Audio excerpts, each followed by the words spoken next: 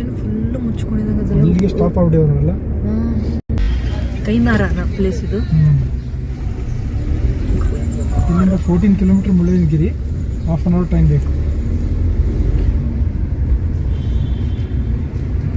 14 kilometre half an hour ಬೆಟ್ಟ ಹತ್ಕೊಂಡು ಹೋಗ್ಬೇಕಲ್ಲ.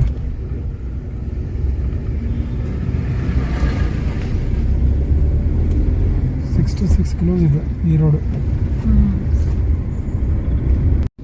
Hello friends, good morning. ಇವತ್ತು ನಮ್ಮದು ಸೆಕೆಂಡ್ ಡೇ ಆಫ್ ಚಿಕ್ಕಮಗಳೂರು.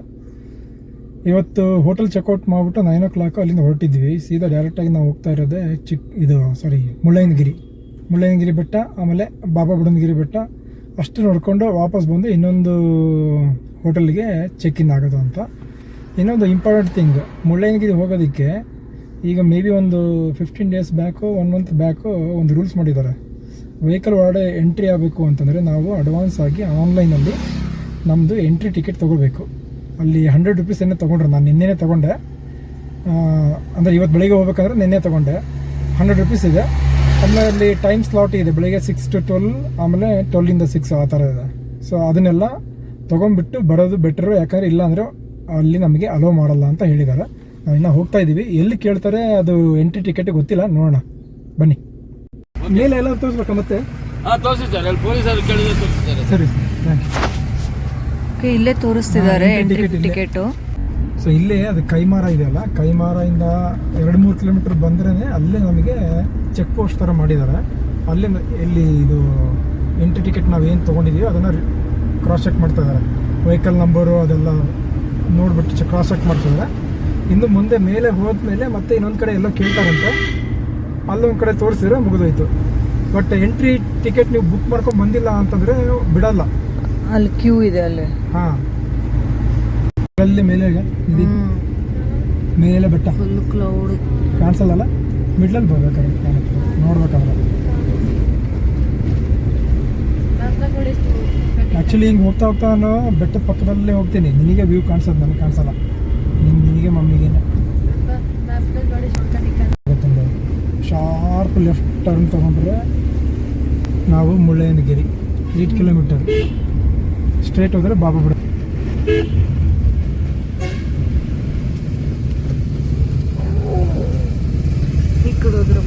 ಇದು ಮುಳ್ಳಯ್ಯನಗಿರಿ. ಸ್ಟ್ರೇಟ್ ಆಗಿ ಹೋದ್ರೆ ಬಾಬಾ ಬುಡನ್ಗಿರಿಗೆ. ಆಲ್ರೆಡಿ ನಮ್ಕಿಂತ ಮುಂಚೆ ಯಾರೋ ಮುಳ್ಳಯ್ಯನಗಿರಿ ಎಲ್ಲ ಮುಗಿಸ್ಕೊಂಡು ಬಾಬಾ ಬುಡನ್ಗಿರಿಗೆ ಹೋಗ್ತಾರೆ, ಅವಾಗೆ ನಾವೇ ಲೇಟ್.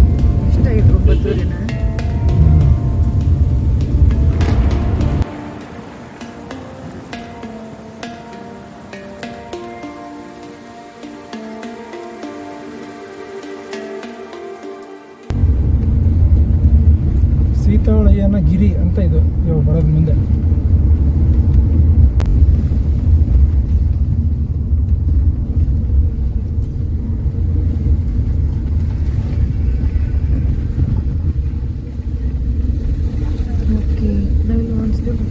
ಸ್ಟಾಪ್ ಇಲ್ಲಿಗೆ ಸೀತಾಳಯ್ಯನಗಿರಿ, ಅಲ್ಲಿಗೆ ಕಾರ್ ವೆಹಿಕಲ್ನೆಲ್ಲ ಸ್ಟಾಪ್ ಮಾಡ್ತಾ ಇದ್ದಾರೆ. ಇಲ್ಲಿಂದ ನಾವು ಮುಳ್ಳಯ್ಯನಗಿರಿ ಹೋಗ್ಬೇಕಂದ್ರೆ ಇನ್ನೊಂದು 1.5 ಕಿಲೋಮೀಟರ್ ಇದೆ. ಅದಿಷ್ಟು ಇಲ್ಲಿ ಜೀಪಲ್ಲಿ ಹೋಗ್ಬೇಕಂತೆ. ಪರ್ ಪರ್ಸನ್ ಎಷ್ಟಿಲ್ಲ ಕೇಳ್ತೀನಿ, ಹೋಗಿ ನೋಡೋಣ. ಸೊ ಅಲ್ಲಿಗೇನೆ ನಮ್ಮ ವೆಹಿಕಲ್ನ ಸ್ಟಾಪ್ ಮಾಡಬೇಕು. ಇದು ಸೀತಾಳಯ್ಯನಗಿರಿ. ಇಲ್ಲಿಗೆ ಸ್ಟಾಪ್ ಮಾಡಿ ಇಲ್ಲಿಂದ ಜೀಪಲ್ಲಿ ಹೋಗ್ಬೇಕಾಗತ್ತೆ.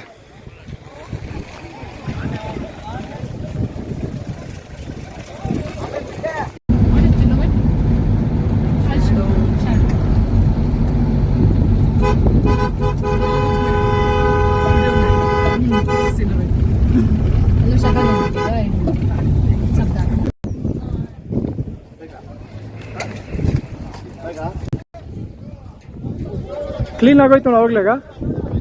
ಮೇಲೆ ನೋಡಿ, ಮೇಲೆ ಅಲ್ಲಿ ನೋಡಿ, ಅಲ್ಲೇ ಕ್ಲೀನ್ ಆಗೋಯ್ತು. ಸಿ ಇದೆ ಅಲ್ಲೋಡಲ್ಲಿ.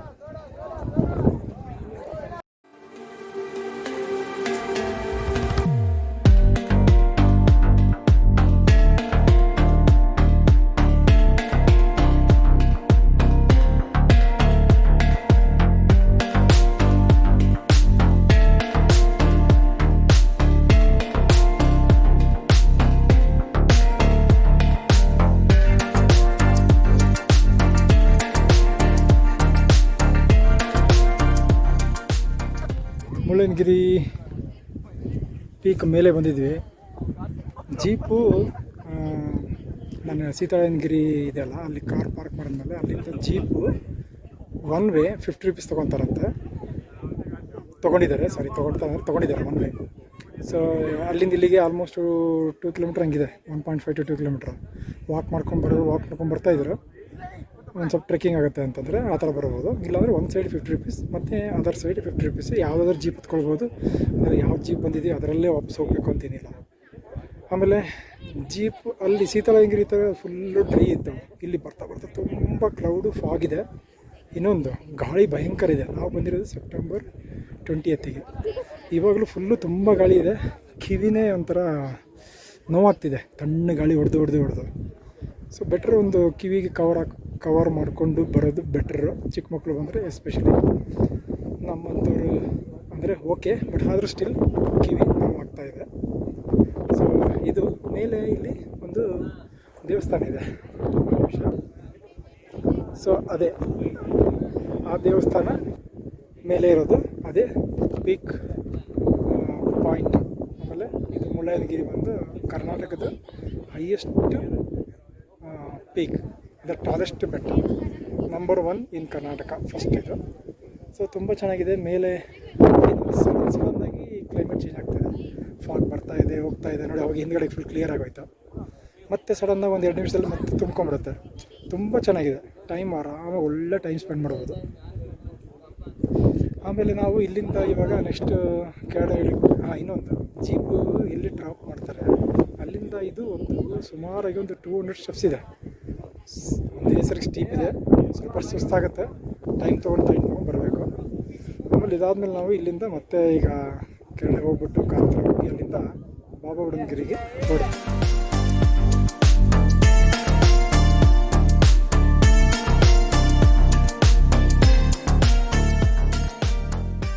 ಅದೇ ಹೈಯೆಸ್ಟ್ ಪಾಯಿಂಟ್ ಅಪ್ಪ ಅಲ್ಲಿರೋದ.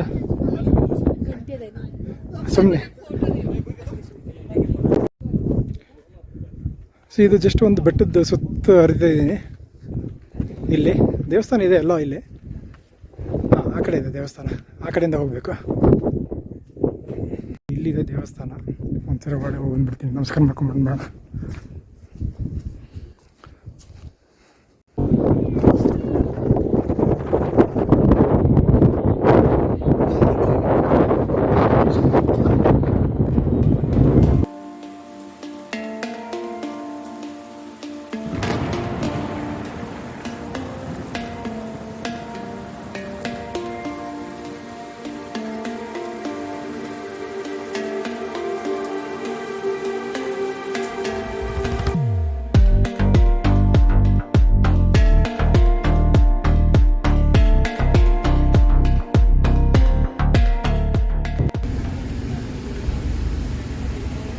ಚೆನ್ನಾಗಿದಲ್ಲ ಈ ಕಡೆ.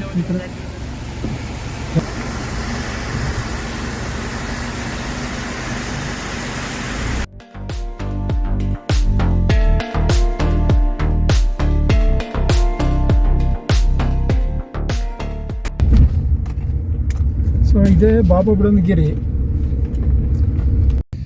ಅಲ್ಲೋಣ ಹಿಂದ್ಗಡೆ. ಸೊ ಅದೇ ಬಾಬಾ ಬುಡನ್ಗಿರಿ ದತ್ತಪೀಠ ಮತ್ತು ಮುಸ್ಲಿಮ್ದೊಬ್ಬರು ಗುರು ಇಬ್ಬರದೂ ಸಮಾಧಿ ಪಕ್ಕದಲ್ಲೇ ಇದೆ. ಒಂದು ನಿಮಿಷ ತೋರಿಸ್ತೀನಿ.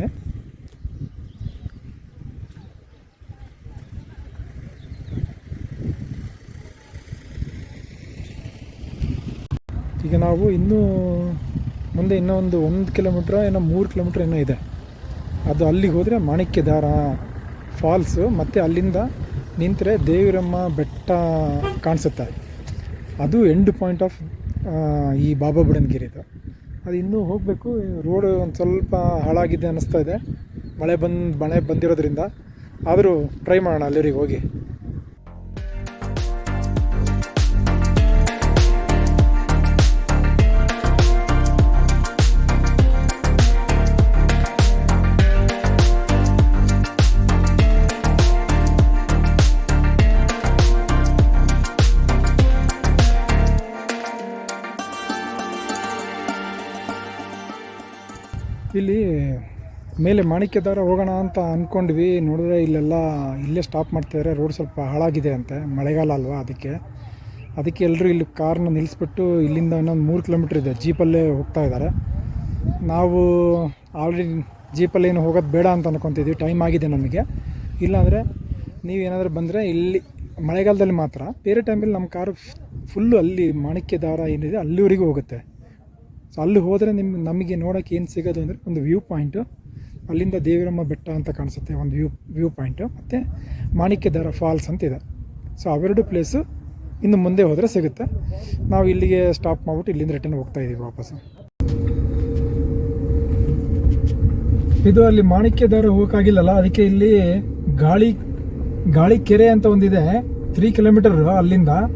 ಫಸ್ಟ್ ಟೈಮ್ ನಾನು ಹೋಗ್ತಾ ಇರೋದು, ಹೋಗಿ ನೋಡ್ಕೊಂಬರೋಣ ಹೆಂಗಿದೆ ಅಂತ, ಏನಿದೆ ಅಂತ ನನಗೂ ಗೊತ್ತಿಲ್ಲ. ನೋಡೋಣ ಬನ್ನಿ.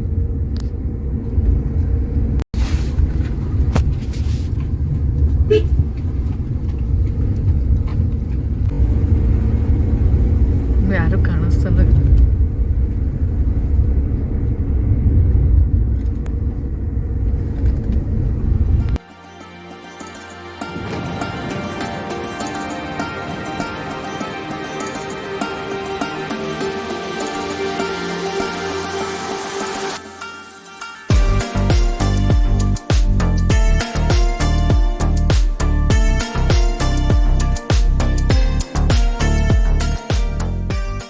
ಯಾವುದೋ ಮಸಾಲ ಭಟೂರ ಅಂತ ಹೇಳಿದ್ದಾರೆ.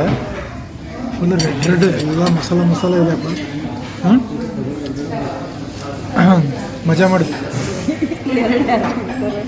ನೀನೇ ತಿನ್ಬೇಕು. ಒಂದೇನು ಚಿಲ್ಲಿ ಬೇರೆ ಕೊಟ್ಟಿದ್ದಾರೆ.